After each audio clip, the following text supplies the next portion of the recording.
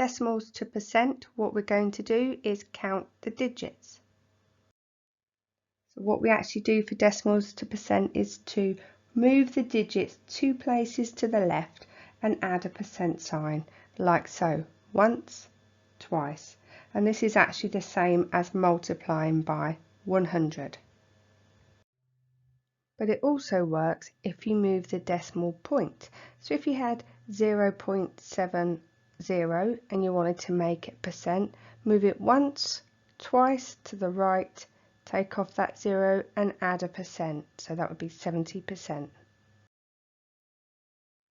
So let's try this one. If we have 0.15, we're going to move it 2 places, once, twice, so that gives us 15, and we add the percent sign, take off the 0.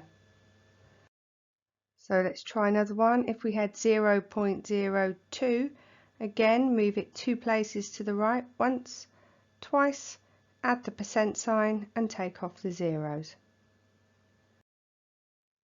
So we're going to change from percent to decimals, and we're going to count the digits. So for percent to decimal, if we had 90%, we're going to move it 2 places to the left. So once, twice, and then add a decimal, so that would be 0.90, which is the same as dividing by 100. So instead of moving the digits, we can just move the decimal point. We're going to get the same answer. So if we had 7%, decimal point would be there, so move it once, twice, add in some zeros, 0.07.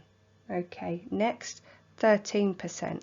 So move the point once, twice, so that would be 0.13. And for 75%, move the decimal point once, twice, and that would be 0.75.